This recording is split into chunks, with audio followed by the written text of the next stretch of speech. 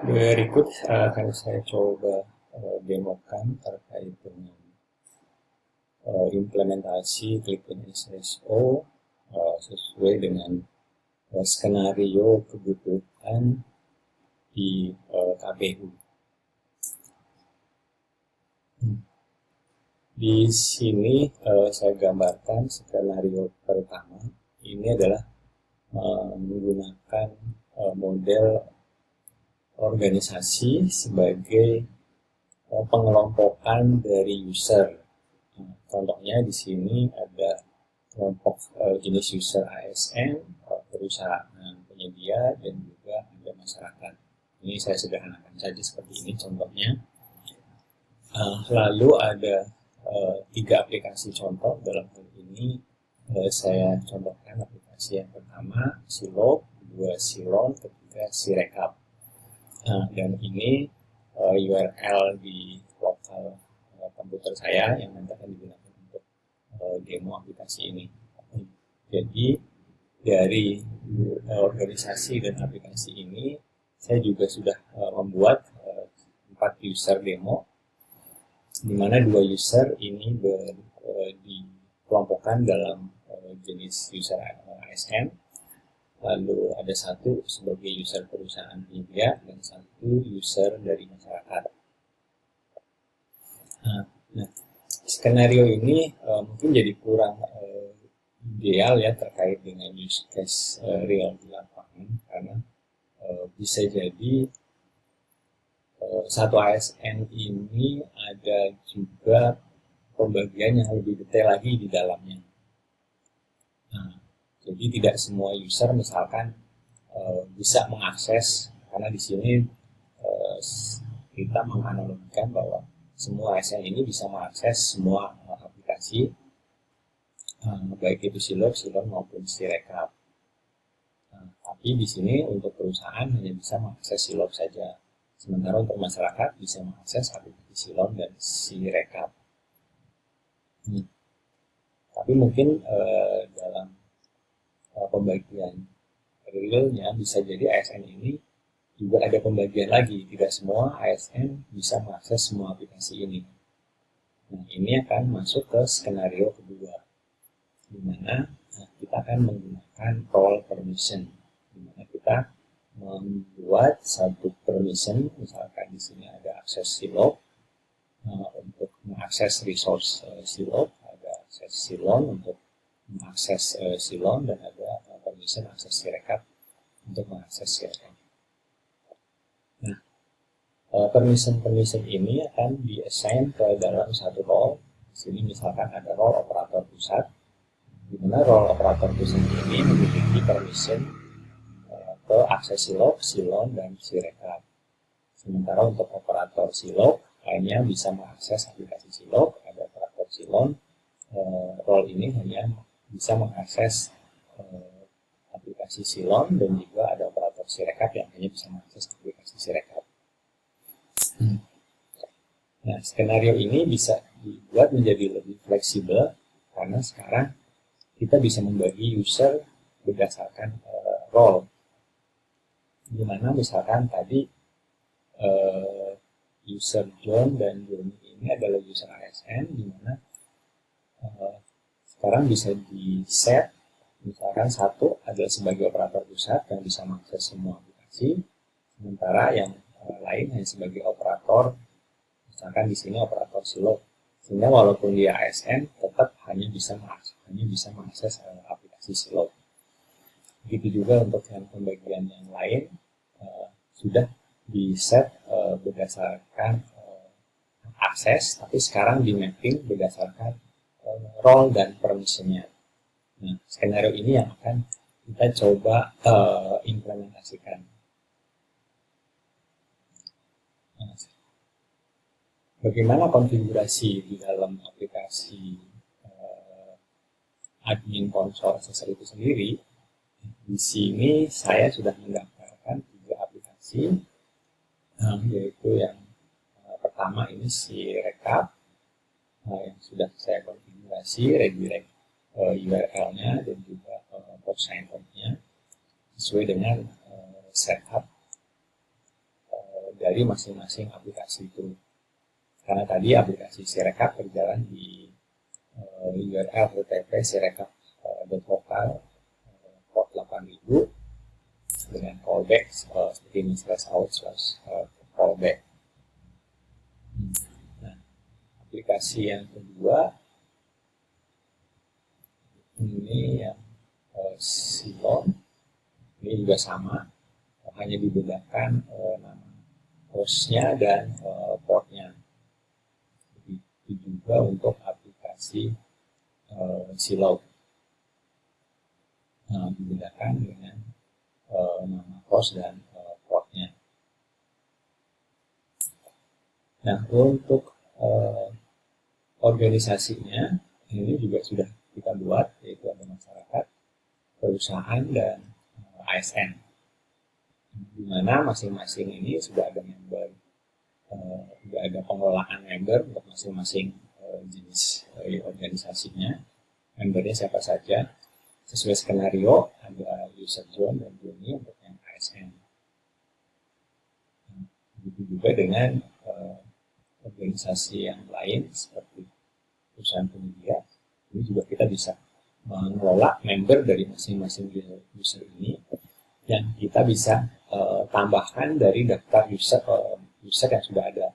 Jadi kita bisa menambahkan user ke dalam member ini secara satu persatu maupun secara massal terkait dengan user yang perlu dimasukkan ke dalam satu organisasi tersebut. Jadi organisasi ini kayak semacam grouping atau pengelompokan user yang bisa dianalogikan tadi secara bebas sesuai dengan kebutuhan. Apakah mengikuti nama unit kerjanya kah, apakah mengikuti nama sesuai dengan kelompok kerjanya, atau ada pengelompokan yang lain. Lalu di sini ada pembagian role, di mana kita mendefinisikan semua role. Di sini ada 4 role yang kita custom. Ini ada yang lain itu untuk akses manage API. Jadi di sini ada role operator pusat, di mana role operator pusat ini kita sudah mendefinisikan permissionnya, ada akses Silog, akses Sirekap, dan juga akses Silog. Dan di sini juga ada manajemen usernya yang nanti bisa ditambahkan secara dinamis siapa yang berhak atau yang dimasukkan ke dalam role tersebut. Jadi kita bisa mengelola grup dari masing-masing role yang sudah kita definisikan untuk kita tambahkan usernya. Jadi kita bisa mendefinisikan permission dan juga bisa menambahkan user di masing-masing role tadi.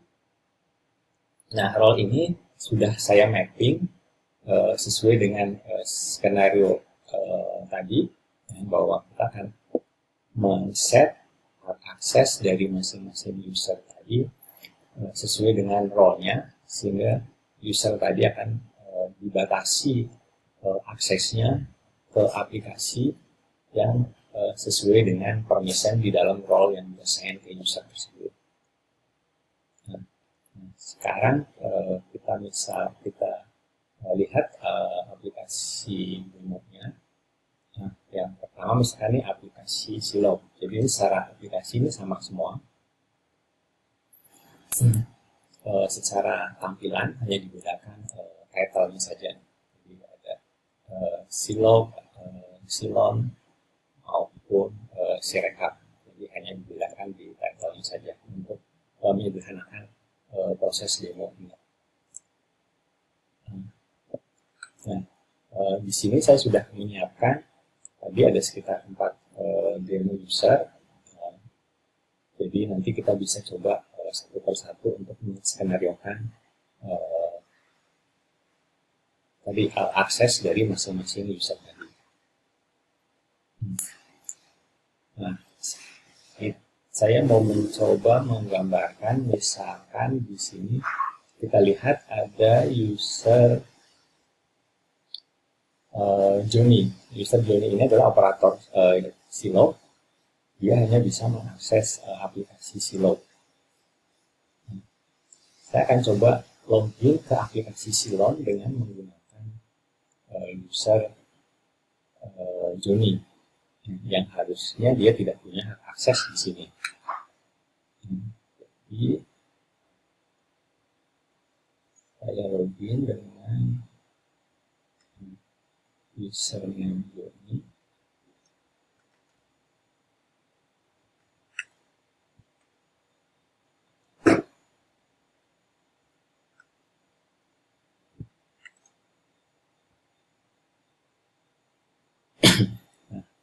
Di sini akan menampilkan pesan error bahwa akses Silon ditolak.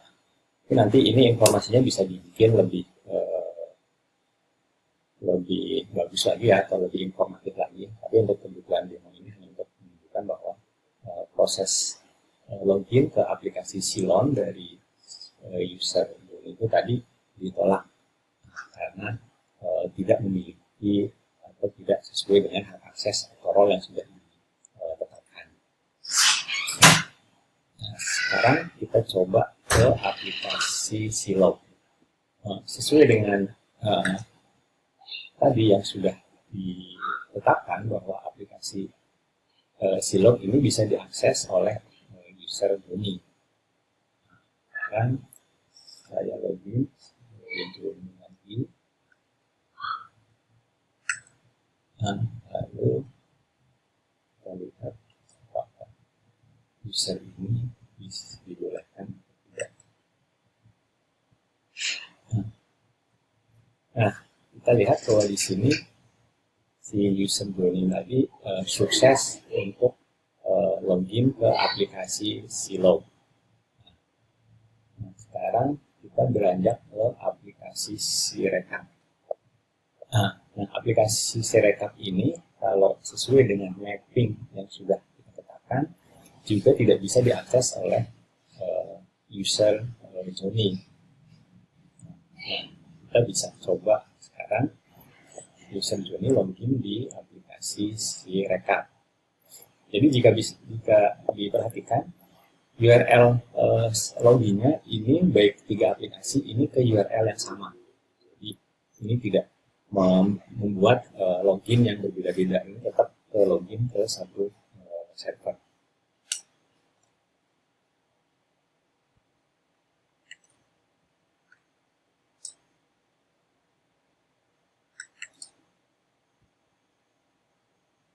Nah, bisa dilihat bahwa user tadi ditolak. Nah, kalau kita ingin lihat bahwa yang bisa login ke Sirekap adalah user yang dengan nama Jessica. Coba kita lihat Jessica ini user Jessica. Dan kita coba login dengan user Jessica ke aplikasi Sirekap.